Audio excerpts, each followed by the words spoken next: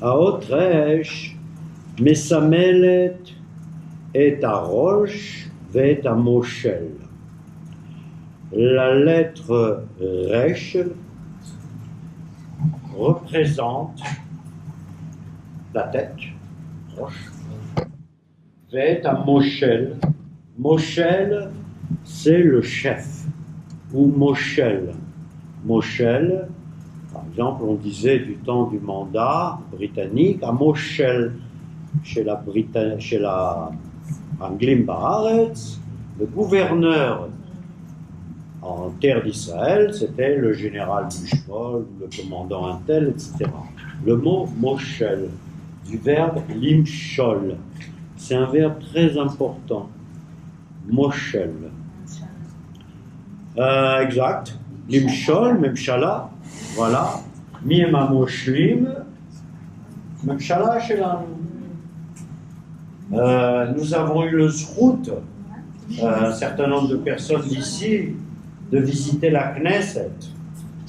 Il y a 2 jours, on a vu quelques-uns parmi les Moshlim. Hein? J'ai vu Amir Peretz en personne. Amir Peretz. Qu'est-ce qui caractérise Amir Peretz? Toi, tu l'as vu. Il a la plus belle moustache d'Israël. Ah oui. Il a la plus belle moustache d'Israël. C'est son signe de reconnaissance. D'accord? C'est... Aujourd'hui, je suis d'humeur vagabonde. Oui, on voit ça. Donc, vous y ferez. Hein? Bon. C'était bien. Eh bien, Amir Peretz, qui caractérise d'abord la carrure. Il est taillé. Hein? Ensuite, c'est la moustache. Et ensuite, c'est le fait que c'est le juif qui est arrivé le plus haut sur un plan politique ce qu'on appelle Ayarot Pitouar, des villes de développement, Ayarot Pitouar. D'accord? Donc, plus il est, voilà, donc il nous a fait un speech à la Knesset, que nous avons tous entendu. Alors, la Knesset, c'est comme un moulin, c'est un peu difficile d'y rentrer, bon, enfin, on te demande des trucs une fois que tu veux, mon Dieu, mais alors, tu fais ce que tu veux là-bas. Moi, j'avais l'impression que c'était ma deuxième maison. Non mais vraiment, c'était mon sentiment. Je suis allé bouffer des trucs, j'ai causé avec un mec, j'ai tapé des cigarettes à un troisième, plus. J'ai parlé avec un quatrième, c'était vraiment le kiff la Knesset. Voilà. C'est normal, je vote, je suis chez moi. Il me représente. C'est mon... Voilà. Donc, Aotresh, Mesamelet et Roche, et Moshe. La tête, ben évidemment, en roche, et Moshe. Alors, je vais vous poser une question. Comment écrit-on le mot Resh? Pas tous à la fois. Hein. Je pense que je suis assez précis dans mes expressions. Non,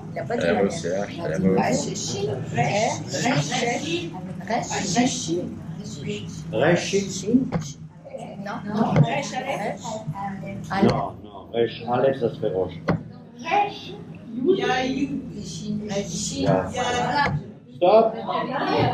Stop, il n'a pas de tchouva. Magia la. Kol hakavod. Resh. Oh, non. רק אני מפטפט פה. יש פטפטן אחד פה. אתם יודעים מה זה פטפטן? מה זה לפטפט? Pitpoutim, patpétan. Il y en a qu'un qui cause à tort et à travers ici, c'est moi. D'accord? Zot shruti, vezot chovati. C'est mon droit et mon devoir. C'est normal, puisque à force de les patpètes, vous apprendez le mot. Hein? C'est quand même ça l'intérêt. Hein? Zchut vechova, zchuti, c'est mon droit, et chovati, mon obligation. Zchut et chova. Donc, resh, on l'écrit, resh, yud, shin, le mot resh. Pourquoi écrit-on resh? Resh, yud, shin. C'est bizarre. Vous ne trouvez pas? Oui. Pourquoi c'est bizarre? Parce qu'il y a le yud riche. Parce qu'il y a le yud. Bien. Alors, c'est à la fois bizarre et pas bizarre. Parce que d'abord, on ne peut pas l'écrire avec un aleph. Parce que si on écrivait avec un aleph, on dirait roche. Or, je viens de dire resh. Donc déjà, une règle grammaticale simple. Deuxième règle, qui elle n'est plus grammaticale, c'est que resh, ça vient non pas de l'hébreu, le mot resh, ça vient de l'araméen. D'accord? Une désignation des lettres, la désignation des lettres, et non pas leur écriture. L'écriture, elle vient du mot Sinaï. Mais la désignation ou l'orthographe des lettres, c'est l'orthographe. Shekel, tais-toi. Sinon, tu fumes pas. C'est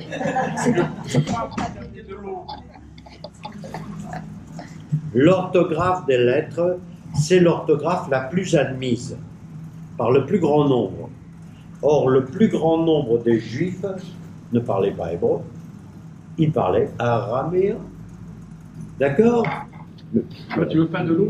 Ah si, vas-y, va mon cher. Ah ben, c'est pour ça. Non, non, Vos.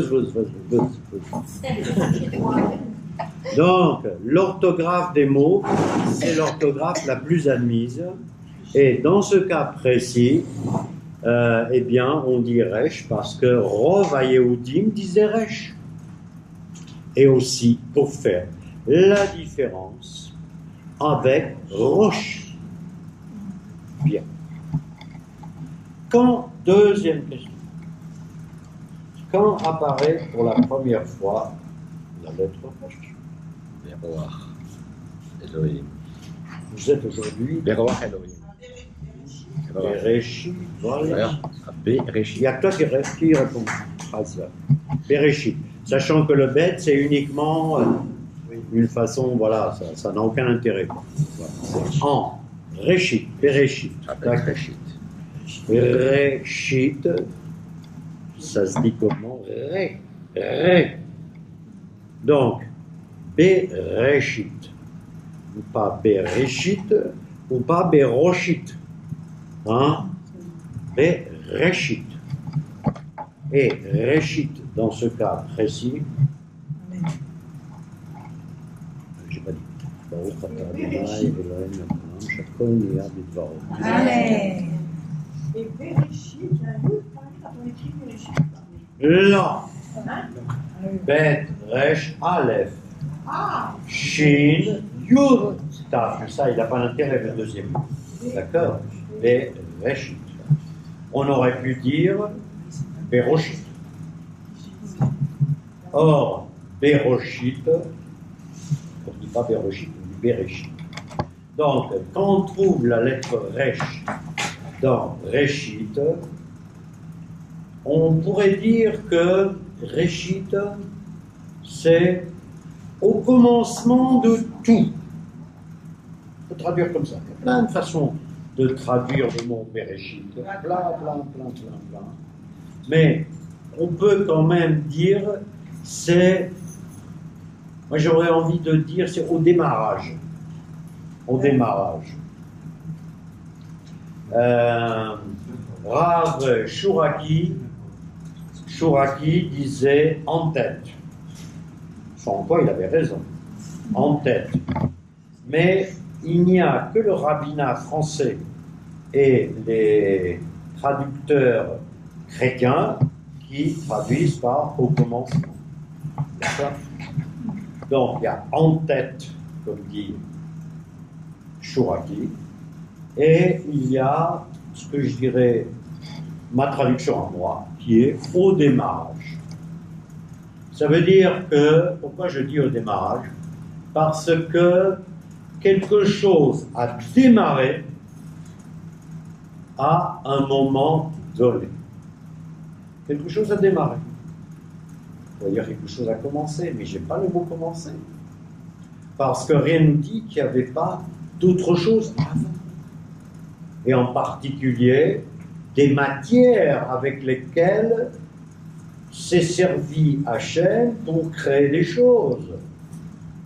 Par exemple, quand on dit Bereshit bara Elohim et Hashamayim ve'et haaretz, ve'haaretz haïta tohu vavo, et la terre était désolation et machin, etc., etc. Donc si la terre était déjà désolation et machin, etc., ça veut dire qu'elle avait déjà une espèce de forme. Hein? Elle avait déjà une espèce de forme. Je ne sais pas si elle avait une espèce de forme, ou c'est Hachem qui a voulu que la terre première soit informe. Le Haïti-Shama. Je ne sais pas, j'étais pas là quand ça a commencé. En tout état de cause, il y a un démarrage. Un démarrage.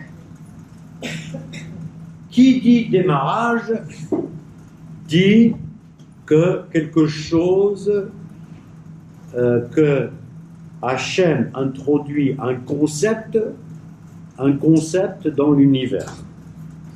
Il y a un nouveau concept qui naît dans l'univers. D'accord? C'est quoi ce concept? Est-ce que quelqu'un a une idée? La création. La création. Ouais, si tu veux, mais non, moi je dis que c'est pas la création. C'est une chaîne. Une chaîne. Qu'est-ce que tu entends par une chaîne? Le démarrage, il y a un anneau, Bereshit, Ouais. le démarrage, puis après, il y a tout son chaîne. Suivi du reste. D'accord, ok. D'autres idées? Moi, je dirais que ce qui a démarré, c'est la notion du temps. C'est le temps qui a démarré. Et c'est pour ça que je vous ai mis sur la voie en vous disant démarrage. Quand quelque chose démarre, ça veut dire qu'avant c'était statique. Alors, si tu dis que c'était statique, ça veut dire qu'il y avait quelque chose. Alors que, comme si tu dis que quelque chose c'était statique, tu démarres, la chose elle bouge. Mais quand on dit au commencement, on le traduirait par à le commencement. Parce que si tu dis au commencement ou au démarrage, ça veut dire que c'est une origine. Et s'il y a une origine, mathématiquement parlant, ça veut dire qu'il y avait quelque chose auparavant. Or, en fait, Akadosh Baruch Hu était seul dans rien. Dans rien, non rien. C'est ça, parce que la terre était dans bas aussi. Non, non, Elle c'est existait. non. Non, Non, d'accord avec je vous. finis. Il était dans rien. Et à ce moment-là, quand on dit il y a eu Tohu Bohu, c'est Akadosh Baruch Hu qui a créé le Tohu Bohu. Il a créé le ciel et la terre, il y a eu Tohu Bohu. Après, il a séparé les eaux. Mais je veux dire, au départ, si on commence à dire la terre, elle était. Alors, on est dans un monde chrétien, parce qu'ils disent qu'il y avait quelque chose que Dieu a fabriqué et qu'il a laissé. Ok. Alors, je vais te dire une chose, mon cher David. Et- C'est que il n'y a aucune contradiction entre toi et moi. Non, mais Attends une seconde. Je vais te dire pourquoi. Parce que quand je dis ce qui a commencé, c'est le temps. C'est le temps pour nous. C'était le temps pour nous, le temps humain. Le temps humain a commencé à un moment précis qui est le 25 Elul moins 25 Elul 5778. Le 25 Elul 5700. Pourquoi 25 Elul? Parce qu'on sait que l'homme a été créé Aleph Betishri, premier Tishri. Donc si l'homme a été créé Aleph Betishri, forcément, Bereshit bara Elohim et Hashamayim ve'et haaretz, c'était 6 jours avant. Donc, ça fait le 25 Elul. Donc, vous avez déjà appris une chose, c'est que notre façon de compter le temps, eh bien, elle part non pas du premier Tishri, qu'on appelle le Rosh Hashanah, voyez, comme je suis retombé sur mes pieds là, Rosh Hashanah, mais elle commence au 25 Elul, 6 jours avant Rosh Hashanah. Donc, à Rosh Hashanah est là pour nous remémorer quoi? C'est pas bavard, hein? Eh ben, Tepat Petou, la création de l'homme. Rosh Hashanah, c'est là pour nous. Voilà la création de l'homme. Donc, quand je dis 25 Elul, au début il y avait Bereshit Bara, au début Dieu créa les cieux et la terre, etc. Et la terre était comme ci et comme ça. Bereshit a commencé un temps, le temps, la fonction temps. La fonction temps. La fonction temps, évidemment pas pour Hachem, puisque avant il y avait Hachem, d'accord? Il y avait Hachem. Il était toujours là. Pardon? Il était toujours là, Hachem. Bah oui, il est toujours là, et puis il est là, et puis il sera là quand nous on ne sera pas là. Voilà. Parce que c'est marqué Ani Rishon ve'ani Acharon. Comme ça que c'est marqué dans la Torah. Je suis le premier et je suis le dernier. Question? La notion du temps Oui. d'avant à la création Oui. n'est pas la même que celle d'aujourd'hui. Oui, vas-y, développe. Développe. Quand Dieu a créé le ciel, la mer, les oiseaux, enfin tout ça, les animaux, c'est un jour précis, mais la notion du jour n'est pas la même que celle qu'on a aujourd'hui. Dans la durée. Bien. Ben, ça, question posée, réponse va être donnée, je l'espère. La réponse est, on en sait fiche trop bien. Ok? Alors, on peut dire ce qu'on veut. On peut dire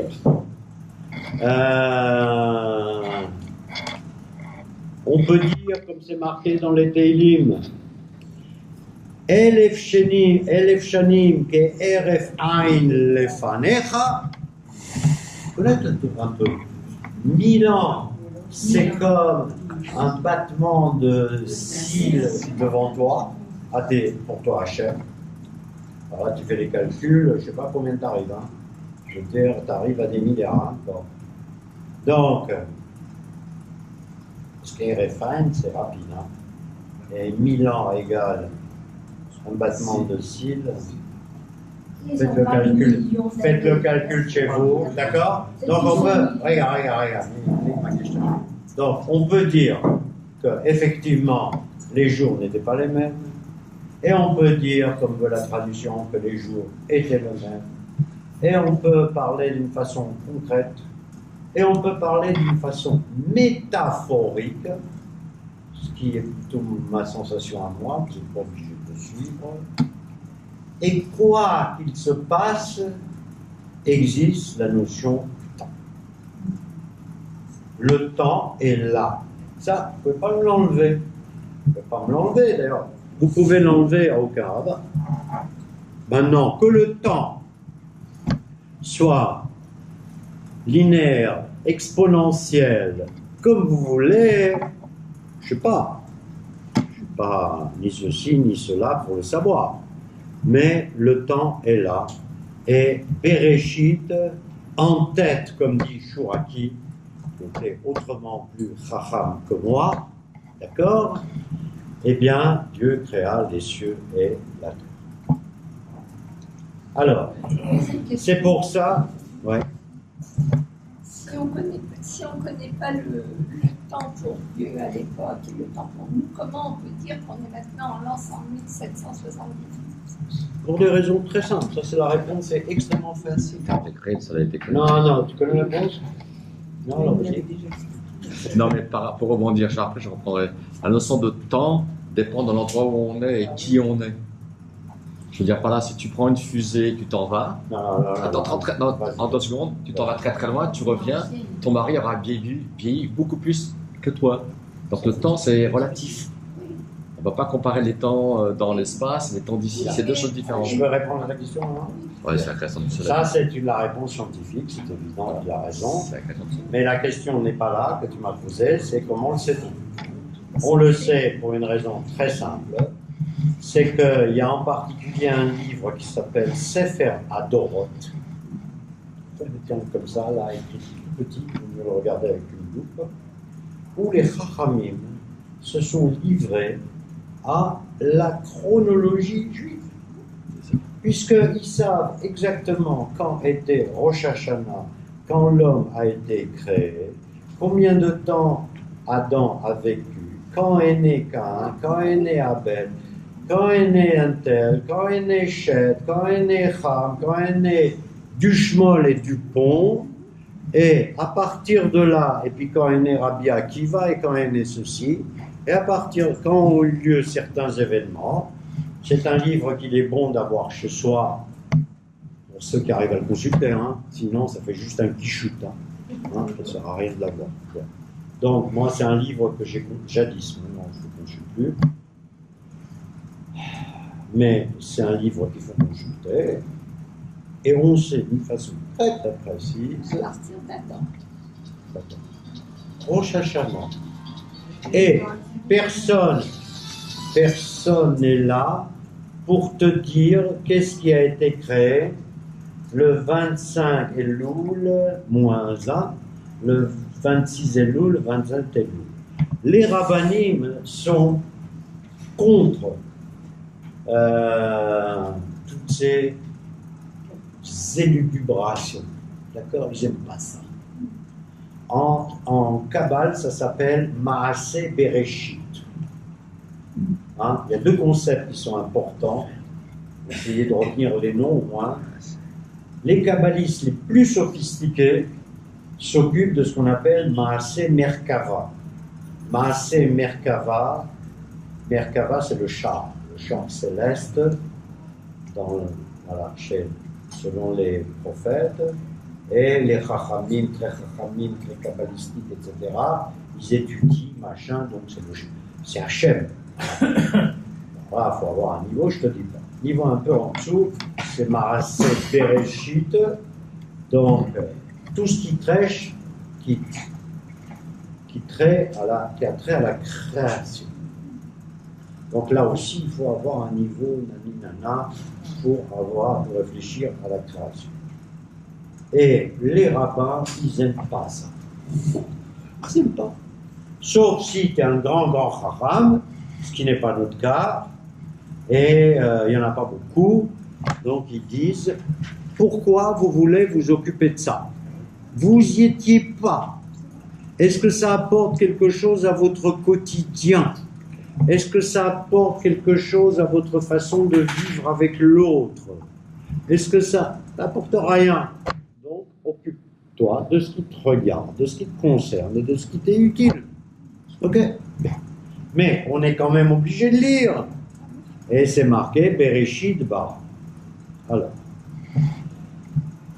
Aotresh, Mesamel est à Roche. Roche est à en tête, comme dit Chouraki, est à au commencement, comme disent les rabbins, ou est à démarrage du temps, comme je le dis moi. D'accord? Tout est valable. Vea Moshel. À Moshel, c'est le gouverneur, le patron. Pourquoi Roche désigne le patron? Parce que qui c'est le patron? C'est Rosh HaMemshala, c'est Rosh HaYeshiv, c'est Rosh HaKolel, c'est Yoshev Rosh. C'est quoi un Yoshev Rosh en hébreu? Ministre. Je dirais ministre. Président, directeur. Voilà. PDG. Heureusement que mon épouse favorite. PDG. D'accord. Voilà. Donc, Yod,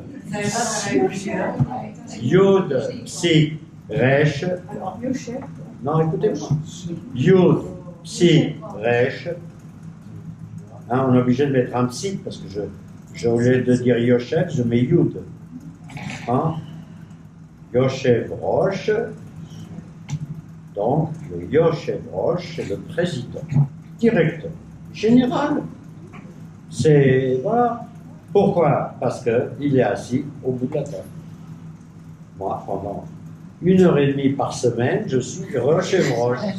Le reste du temps, je suis Shaouch. D'accord? Donc, je profite au moment où je suis Yoshev Rosh. Voilà.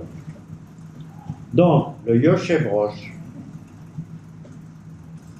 c'est le Rosh qui est là pour être le Moshel, celui qui, voilà, qui gouverne, qui dirige, qui administre. D'accord?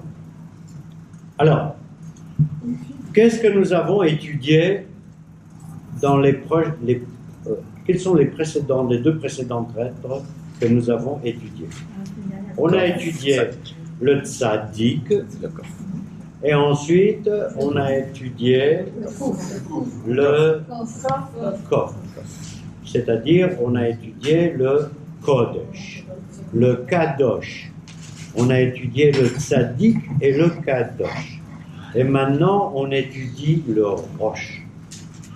Ce qui veut dire que il est difficilement envisageable que le rosh ne soit pas tzaddik et kadosh. Puisque les lettres vont l'une après l'autre, et il y a une amplification des charges, et voilà. Alors, donc d'abord, tu es tzaddik, tu fais ce qu'il faut, hein, tu conduis proprement, d'accord? Ensuite, tu arrives à des niveaux extrêmement élevés de itnatkut, de Evdel, c'est-à-dire tu te sépares du commun des mortels, comme on avait dit, hein, celui qui est kadosh et celui qui est séparé, d'accord? Et une fois que tu es tzaddik et que tu es kadosh, séparé, tu arrives à être rosh. Voilà. Yoshev Rosh. Nous aussi se sépare pour être le Yoshev Rosh. Le Yoshev Rosh se Le sépare. Rosh se sépare, ça se sépare de la tête. Il se sépare la tête? On lui coupe la tête? Non. Le Yoshev Rosh. C'est ce qu'elle veut dire. Ce qui veut dire un président directeur général, il se distingue par rapport aux autres. C'est sûr. Voilà. C'est sûr. C'était comme C'est avant. sûr. C'est-à-dire que on ne peut arriver à certains degrés de gouvernance, qu'elle soit matérielle ou spirituelle, qu'à partir du moment où on a obéi auparavant à un certain nombre de règles. Chez les juifs pieux, on va appeler ça Tzadkut, Tzidkut, Ve Kedusha. Il faut être d'abord tzaddik, ensuite il faut être kadosh, et ensuite on peut être roche, éventuellement.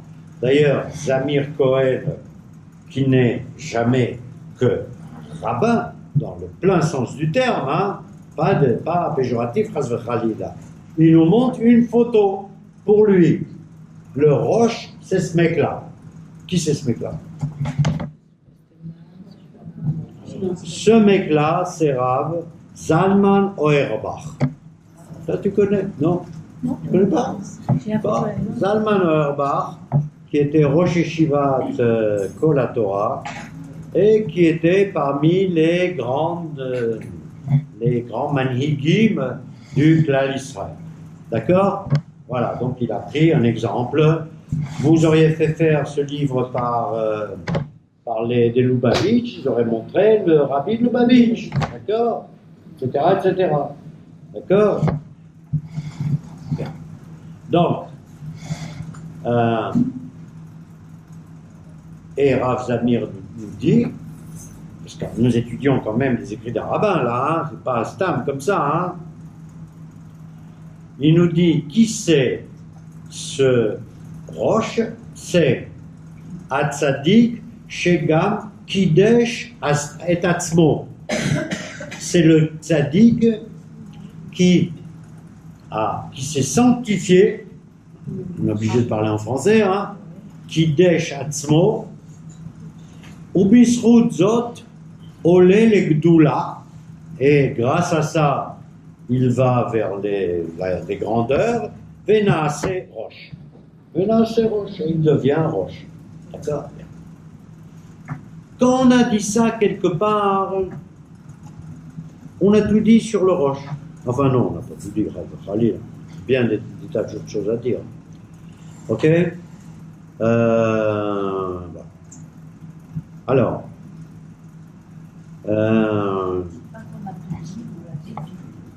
on l'a défini dans sa perception positive. Maintenant, il y a la perception négative dont je vais vous parlais, parce que je vous ai dit beaucoup de fois que chaque lettre était ambivalente. D'accord? Il y a the good, the best and the worst. Le bon, le meilleur et le mauvais. D'accord? Alors, par exemple, dans le temps, au niveau du, je crois, 8e, 9e siècle, il y avait en Israël j'entends dans le monde juif, il y avait ce qu'on appelle Resh Galuta. J'en ai déjà parlé. Parce que moi je me souviens de ce que je dis. Resh Galuta. Resh Galuta, Resh dans le sens de roche, le roi de la Galoute, le chef de la Galoute. En Israël jusqu'au 7e, 8e siècle, et même plus tard, même continuer plus tard, même jusqu'au 12e, 13e siècle, même si ce n'était pas officiel, il y avait Resh Galuta. C'est-à-dire Resh Galuta, c'était le patron des Juifs qui, par définition, était en galoute. Ah oui, ça s'appelait Resh Galuta. Ça ne s'appelait pas Resh HaYehudim. Resh Galuta. Très important. Rosh HaGalut. Bien. Il y a en particulier une femme et un homme très célèbres, dont je viens de vous dire le nom à l'instant, qui habitait en Espagne.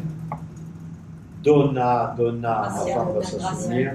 Gracia, et son cousin, ami, amant, etc., on ne sait pas trop, qui avait des positions extrêmement importantes auprès des rois d'Espagne et du Portugal, et qui ont été parmi les premiers, bien avant le comte Montefiore, à créer, par exemple, à Tibériade, à donner de l'argent à des Juifs qui étaient en terre d'Israël pour retaper les synagogues, à Tzfat et à Tibériade surtout, pour retaper les synagogues, pour donner à bouffer aux pauvres Juifs qui étaient là-bas, etc., etc. Et à l'époque, la famille Anassi Mendes, Anassi Mendes, dont certains disent dont descend mon descendance.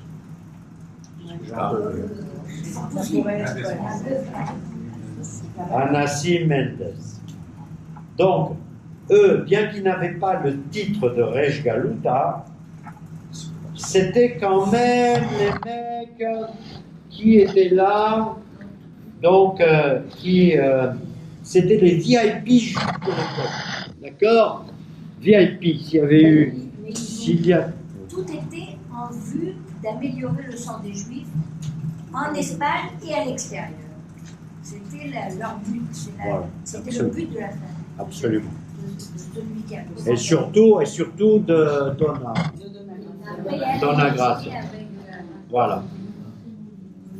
Comment il s'appelait son cousin déjà? Comment il s'appelait son cousin déjà? Oui, elle n'était pas seule. Non. Mais oui, c'est surtout lui qui a qui était sur le terrain, qui a voyagé en terre d'Israël. Oui, mais son mari, c'est le promoteur de tout ça. C'était pas son mari. C'est un nazi, mais je crois qu'ils C'était étaient. pas son mari. C'était son cousin. Il y en a qui disent son amant. On ne sait pas exactement dans le livre. Hein. On sait pas. Son neveu. C'était pas son mari. C'était louche. Elle le dit d'ailleurs à la fin du livre qu'elle n'était pas mariée. Que, en fait, ça a été son grand ami. Bon, on arrête là. Mais pourquoi je vous parle de ça? Parce que je vous parle de Resh Galuta. D'accord? Ok? Resh, ça a aussi un autre sens. Resh, on dit par exemple, allez, Resh et Haaretz, va, prends possession, prends héritage de la terre. Resh,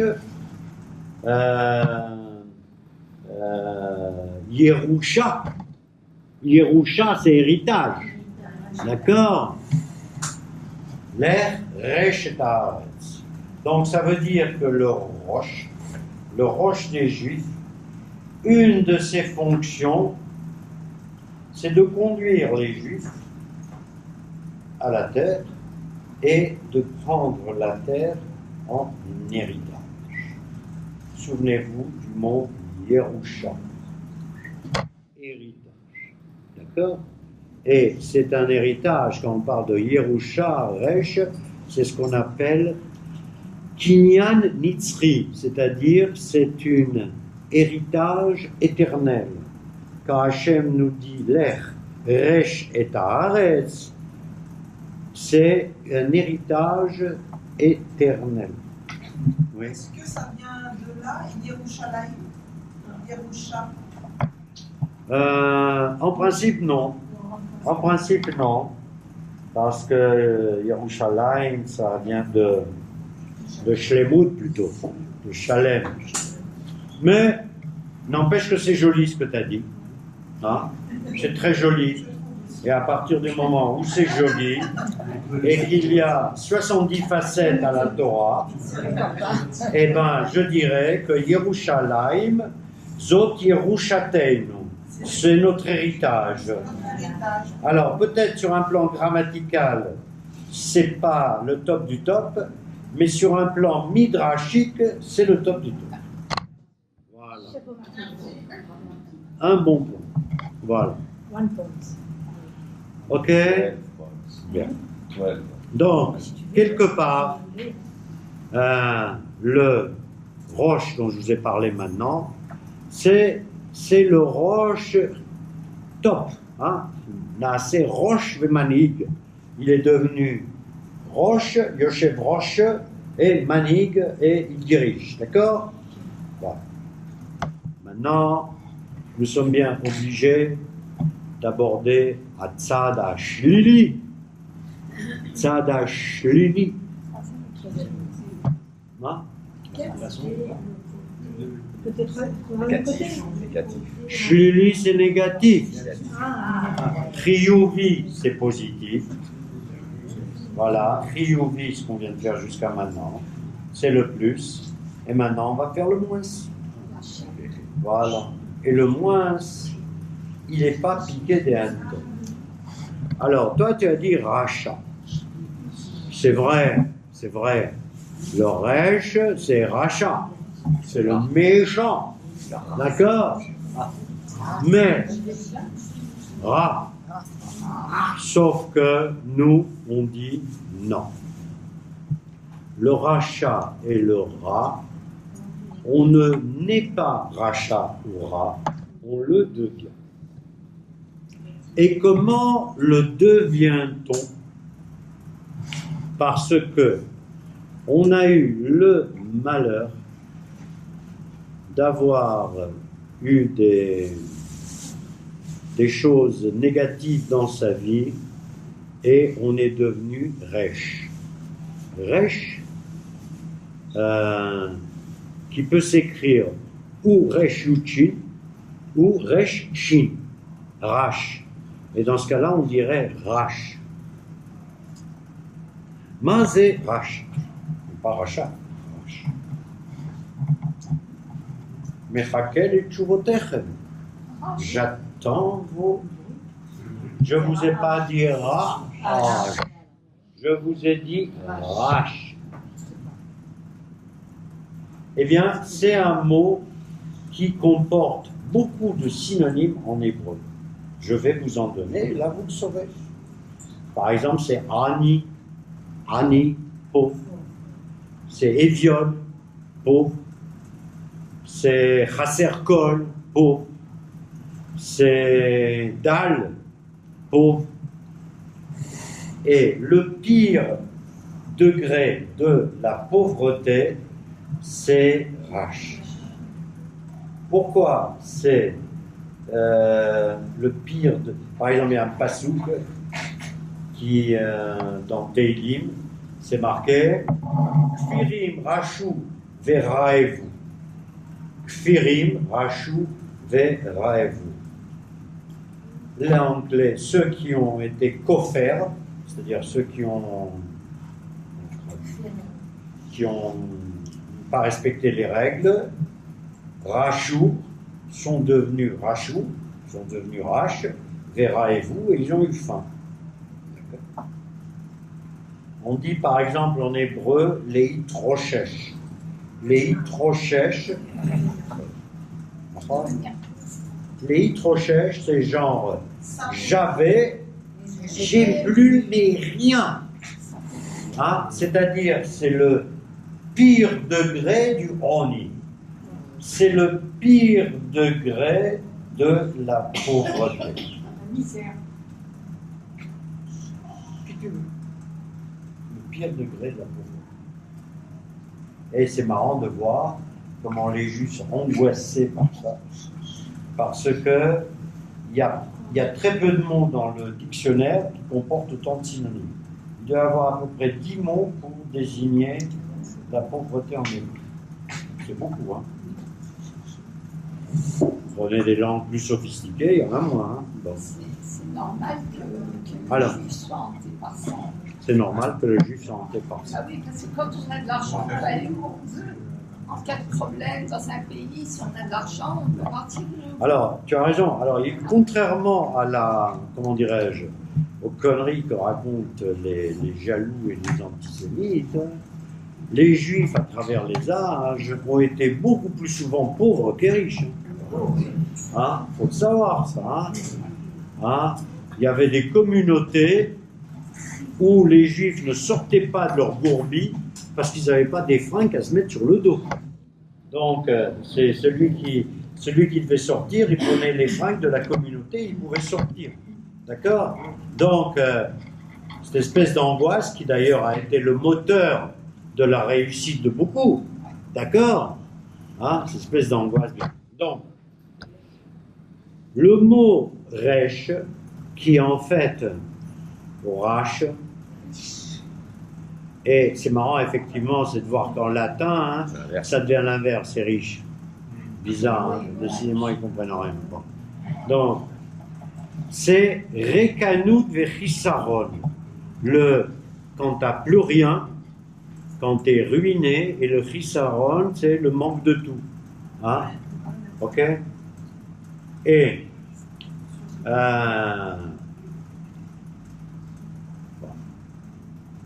en fait, il y a un passage qui dit Velarash en kol, allo larash en kol.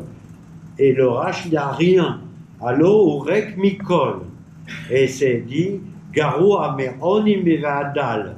C'est pire que le ani, le pauvre, et le dal qu'on a étudié, qui lui a un petit peu. D'accord? L'autre, il n'a rien. D'accord? Bien. Donc, on prend le roche, celui qui est arrivé à tout, hein, et qui, en général, n'est pas fauché. Hein, les hommes d'État, n'est-ce pas? Hein, voilà, les hommes d'État, ils n'ont pas fauché. Et on arrive à l'inverse, qui est vraiment l'antonyme, hein, l'antithèse totale. D'accord? C'est Rach, on dit chez Aya lo mamon veitroshesh. Il avait de l'argent, itroshesh. Si vous avez envie d'apprendre ce mot, apprenez-le. C'est pas le mot qu'on utilise le plus souvent, et heureusement, d'accord? Et là, Rav Zamir nous dit Vechen Aracha et le Racha. Voilà, c'est de là que ça vient. Qu'est-ce que c'est un Racha? Donc je cite Rav Zamir Cohen. Kibel Neshama Teora Velichlecha Bemaasav. Il a reçu une âme pure et il l'a salie par ses actes. D'accord? Sa méchanceté. Bemaasav. Non, par ce qu'il a fait, quoi. Hein, par ce qu'il a fait, par ses actes, par son comportement, vis-à-vis de lui-même, vis-à-vis des autres, etc. Et on peut dire, ou itroshesh. Ou itroshesh. Il s'est ruiné. D'accord? Il y a le fameux exemple que certains d'ici connaissent et que d'autres non. C'est Rav Elisha Ben Abouya. Rav Elisha Ben Abouya, qui était un grand chacham de l'époque de Rabbi Akiva, etc. Et il fait partie de ceux qui sont montés au Pardes, c'est-à-dire qui sont montés au plus haut degré de la connaissance, d'accord? Il y en a 4 qui sont montés comme ça. Il y en a un, il est mort. Il y a un autre qui est devenu fou. Il y a Rabbi Elisha Ben Abouya qui est devenu hérétique, enfin qui est devenu koffer. Et il n'y a que Rabbi Akiva, She'ala Beshalom, Bechazar Beshalom, qui est monté en paix, enfin qui est monté Shalem, et qui est revenu Shalem. C'était le même en montant et en descendant. Donc ça veut dire qu'il a pu aller vers les sodotes de la Torah et revenir. Bon. Alors, et ce Rabbi Elisha Ben Abouya, il a un surnom. Vous connaissez? Toi, David, je connais, toi. Vas-y, non?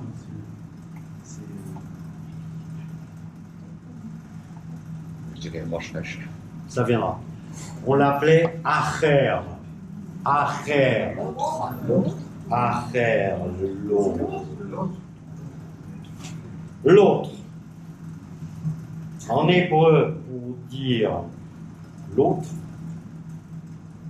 on dit Acher. Quand tu dis en français l'autre, ce n'est pas forcément un autre négatif. En hébreu, quand tu dis Acher, c'est uniquement négatif. Ah, c'est que négatif. Acher. Quand on dit Acher, non, pas Machéo, mais de Baral Miché. Michewa. Alors c'est pas péjoratif. Non. Ken, Machéo lo, Miché Ken. Acher. Quelqu'un de spécial, dirons-nous? Non, quelqu'un de différent et par définition moins bon que la norme. Regarde-moi l'autre. C'est l'autre, c'est péjoratif. Voilà, regarde-moi l'autre. Mais même en français. Non. Ah non. Non, si quand tu dis l'autre, Regarde-moi l'autre. Mais autre, non. Ah non, l'autre. L'autre. C'est une autre personne. Stop, j'ai raison. Oui. Ani à Roche. Ani Roche à Shulchan. Quel? Non. Ashulchanot. Ani Roche à Shulchan, non? Quel? Il me semble que c'est des années, ça. Azani Tzodek. Donc j'ai raison. Si vous dites. Acher, c'est bon. Et il y a une raison à cela. pour laquelle le acher est toujours négatif. Pas seulement, pourquoi l'a-t-on surnommé acher, après tout? C'était lui. C'était plus lui. Lui, positif. D'accord? Différent des trois autres. C'est pas Oui, mais enfin, ça là. Mais il y en a un qui est mort, il y en a un autre qui est devenu fou, on l'a interné à Sainte-Anne, Voilà. et il y en a qu'un qui est revenu sain et sauf. C'était plus lui, positif. Donc, si on l'a appelé acher, je vais vous dire pourquoi. Parce qu'il a changé. J'ai la chance, je vais vous dire pourquoi. Ah oui, il a de la chance, bien sûr. C'est ça qu'on est là. Ah oui. Il y a deux lettres qui se ressemblent en hébreu. Acher et Resh. Le resh et le dal. Parce que les Daleks, Le resh et le dalet. Et je vous l'ai déjà dit, et vous auriez dû tous lever la main. Le resh et le dalet se ressemblent comme deux gouttes d'eau. D'ailleurs, quand tu enlèves une goutte d'eau au dalet du côté droit, ça devient resh. D'accord? Donc le dalet devient resh. Ça va. Je vous ai dit autre chose aussi au cours de tous ces entretiens fructueux et positifs. C'est que quand tu as un dalet, en général qui est écrit, surtout dans le Kriyat Shema, c'est un dalet qui est grand. Il est écrit en grand. Faut pas le confondre. Pour ne pas le confondre avec quoi? Le Resh. Avec le resh. tu l'avais Oui, Pourquoi ne pas le confondre avec le resh? Parce que si je le dis vite comme ça, là, Hashem Elohim, Hashem Acher, qu'est-ce que j'ai dit? Oh là, Echad et pas Acher. j'ai dit Acher. Donc notre Dieu est autre. Qu'est-ce que c'est cette kfira que j'ai dite? D'accord? Pour être sûr qu'on dit Echad et pas Acher, autre, c'est n'importe quoi en fait. Hein? Al ta'budun Elohim Acherim. Ne servez pas d'autres dieux. Hein? Ani Hashem Elokecha asher hotziticha mi'eretz Mitzrayim mibet avadim. Al ta'budun Elohim Acherim. Quelque chose comme ça. D'accord. Donc, pour ne pas confondre le dalet du resh, il y a le resh et il y a le dalet. Le dalet a quelque chose de positif qui fait référence à Echad, et le resh est quelque chose de négatif et fait référence à Acher. Et c'est pour ça que Elisha ben Akouya a été surnommé Acher. C'est intéressant, Elohim a fait ça, il y a une interprétation qui donne Elohim sont des forces négatives. Tu disais c'est négatif, carrément négatif. Excuse-moi, mais j'ai pas entendu le début de ta phrase. Vas-y, répète, là, c'est intéressant. Oui, c'est intéressant. Elohim Acherim sont aussi des forces négatives. Elohim des forces, Acherim, comme il a dit, c'est négatif. Littéralement négatif. C'est exact, c'est-à-dire que si on connaît la mashmaout, le sens que je viens de donner, qui n'est pas évident, hein, c'est pas un truc chat, ça, hein, que Acher a une connotation négative, hein, dans ce cas-là, tu as raison. Si tu ne connais pas le sens négatif véhiculé par le resh et le acher devient un autre,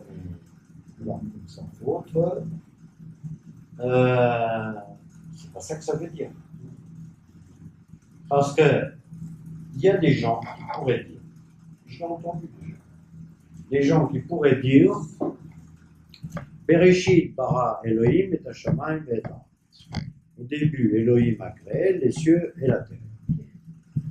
Et on dit Elohim Acherim. Donc, Elohim, Alors, il se dit pourquoi c'est Elohim qui a créé les cieux et la terre. Qui c'est ce Elohim? Pourquoi c'est pas Yudke Bavke qui a créé le ciel et la terre? C'est une question qui a tarabusté beaucoup de gens, que ce soit des gens de chez nous ou des gens d'ailleurs. D'accord? Hein? C'est-à-dire que le mot Elohim, après tout, c'est un Dieu. Et il y a d'autres dieux. Et dans la Torah, quand on utilise le mot Elohim, c'est un Dieu stable. Un Dieu stable. Un Dieu n'importe quoi. Et quelquefois, le mot Elohim veut dire ange.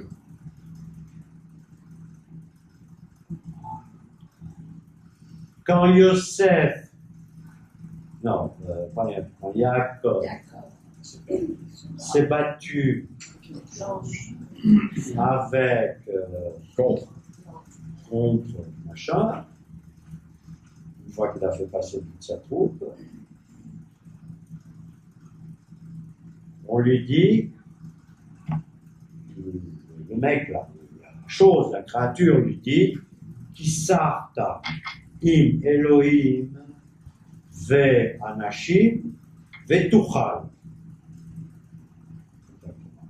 Peut-être un peu trompé, c'est pas grave. Sarta, c'est dans le sens tu t'es battu, tu as combattu des Elohim et des gens, et tu l'as emporté. Tuchal, dans ce cas précis, c'est tu l'as emporté. T'as pu gagner. Hein, il a eu un petit bobo à la jambe, bon, il s'en remet. Hein. Bon. Donc, Yaakov, il se bat contre Dieu. Attends, réfléchissez un peu. Vous ne connaissez pas bien l'hébreu, vous avez lu la Torah d'une façon rapide. Et vous, c'est marqué, comment vous allez traduire ça si vous êtes un chrétien qui habite, je ne sais pas moi, dans un bled ou fin fond des États-Unis, va travailler, un de mes fils, par exemple, il va travailler dans une ville qui s'appelle Corpus Christi. C'est dans le Texas, on fabrique là-bas des choses très, très sophistiquées. D'accord? Donc le mec de Corpus Christi, il va traduire la Bible. Le pasteur, il va traduire la Bible. Comment il va traduire le passage de Yaakov? Car tu t'es battu avec des dieux et des hommes, et tu l'as emporté. Google. Quoi, Google? Google Translation. Pas Google Translation. C'est ce qu'il fait Google Translation. C'est tout ça. Bereshit bara Elohim et hashamayim et haaretz. Au début, Elohim a créé les cieux et la terre. Est-ce que c'est le même Elohim avec qui se bat Jacob? Non. Donc le mot Elohim ne veut pas dire Dieu. Ne veut pas dire Dieu. Oui ou non? Ben si, il veut dire Dieu. Si, il veut dire Dieu.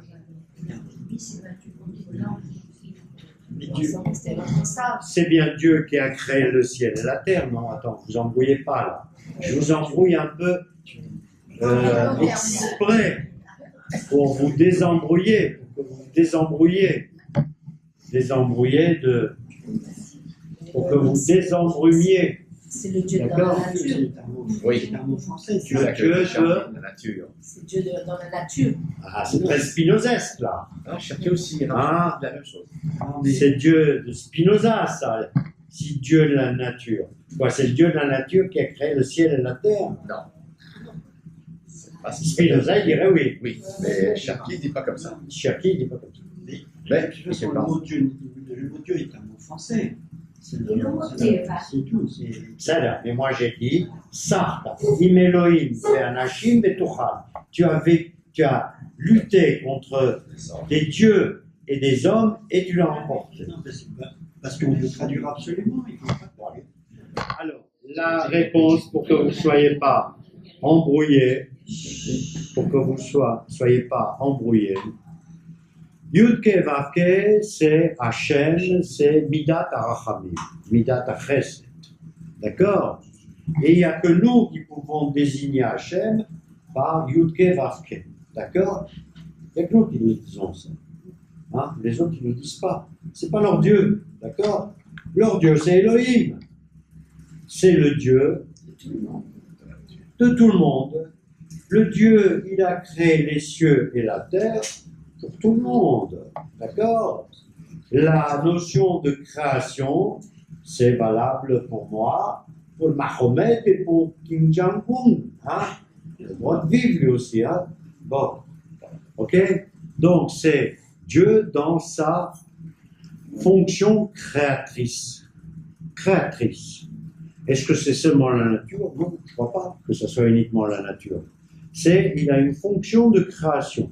Et à ce moment-là, on utilise Elohim. D'accord?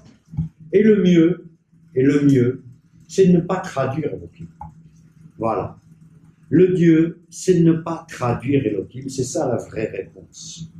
C'est que, quand je dis Bereshit bara Elohim et Hashamayim et haaretz, moi je sais ce que ça veut dire.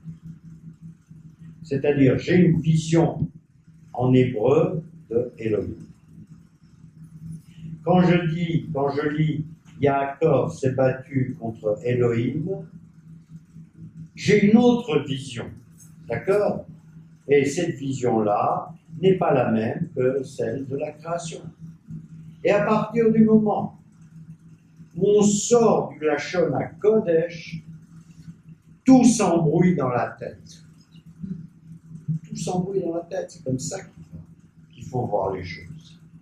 C'est que le jour où le roi Ptolémée, on appelé aussi Talmi chez nous, a pris 70 Chachamim et leur a fait traduire la Torah, eh bien on dit qu'il y a un grand cri qui a retenti, un grand hurlement qui a retenti dans l'univers. C'est-à-dire que quelque chose de terrible s'était passé. D'accord? Le jour où la Torah a été traduite, ou après elle a été écrite, et après on l'a rangée dans des bibliothèques, etc. Ce jour-là, ça a été une catastrophe pour le monde entier, puisque ça l'a banalisé. Or, nous, on ne peut pas banaliser ce livre. D'accord? Nous, on est comme les musulmans. Hein? Les musulmans, ils disent, le Coran, c'est l'œuvre la plus parfaite. Personne ne peut imiter le Coran. C'est comme ça qu'ils disent. Personne ne peut imiter le Coran. C'est parfait. Moi, j'en doute, hein. Mais eux, non. D'accord? Moi, je dis, la Torah, c'est parfait. Non seulement, on ne peut pas l'imiter, mais il ne faut pas la traduire. D'accord? Eux aussi, ils disent quelque part, il ne faut pas la traduire. Parce qu'il faut voir la traduction, hein, bonjour. Hein. D'accord? Du Coran. Et quelque part, il faut voir souvent la traduction de la Bible. Bien que nos rabbins soient plus précautionneux au niveau de la traduction. Tov, as dibarnu al resh, ve'amarnu she resh ou à Ben Adam, sheibed et akol, c'est l'homme qui a tout perdu, ve quelquefois naase au racha, où il est devenu un racha, où il est devenu merouchash. Merouchash, ça veut dire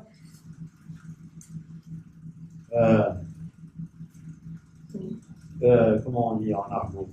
Pas pauvre, pire que ça. Pauvre. Misérable. Misérable. Misérable. Voilà. Ok? C'est tout. Alors, Resh ze zot gam ot ha'itchachavut. Resh, c'est la lettre du Leitrachev, ça veut dire s'élargir. D'accord? S'élargir. D'accord? Mais s'élargir, kalpei mala. Rachav, c'est-à-dire s'élargir vers le haut. D'accord? Vers le haut. D'accord? Donc c'est une lettre et c'est une idée qui monte, comme ça, en spirale. Qui monte en spirale, d'accord? Comme la tornade. Mais, on l'avait dit un mot là sur la lettre Kouf, parce que là aussi on avait dit ça. Mais là, il y a une différence. C'est que ça va au-delà de la lettre Kouf et la lettre Roche. Elle monte en tornade, en tornade, en tornade, à Tchemagia, les roches Ha'ar, jusqu'à ce qu'elle arrive au sommet de la montagne. Et elle représente le sommet de la montagne. D'accord? Les Akif, tu as raison, bravo. Les Akif, c'est aussi, c'est entouré. D'accord? Les Akif, c'est entouré. Makif. On l'entoure, on l'entoure, on l'entoure. Mais quelque part, il n'y a pas de fin là-dedans, dans le entouré. Alors que le roche, là, il trachabou du roche, tu montes, tu montes, tu montes, jusqu'à ce qu'il n'y ait personne au-dessus de toi, sauf Hachem. C'est pour ça qu'on a dit Resh Galuta, le chef de la Galoute, Rosh à Knesset, Rosh à Shulchan, Rosh à Memshala, t'as personne au-dessus de toi. D'accord? Donc, c'est une Itrachabut qui a suivi un processus positif d'enrichissement spirituel, matériel, nani, nana, pour arriver à être à la tête. Et c'est à ce moment-là qu'on mérite d'être à la tête. D'accord? Il n'y a plus personne au-dessus de toi. Le Yosef Roche, c'est lui le patron. D'accord? Alors, là, je suis obligé de dire un mot, non pas sur, je terminerai là-dessus avec les questions, non pas sur la lettre Resh, mais sur la lettre qui la suit, c'est la lettre Shin. Parce que Shin, mais je dirais qu'un seul truc sur Shin, ça ne m'empêchera pas d'étudier Shin. La lettre Shin, il y a un Shem Hashem, un nom de Dieu, qui est utilisé qui commence par Shin, c'est Shaddai. D'accord? Bien. Et le mot Shaddai est décomposé, on peut le décomposer en deux mots, comme c'est marqué dans le Talmud, non? Vas-y. On dit Shamar Leolamo Dai, qui a dit à son monde stop. Stop. D'accord? C'est-à-dire que Shaddai, c'est celui qui empêche ce monde de s'expanser à l'infini.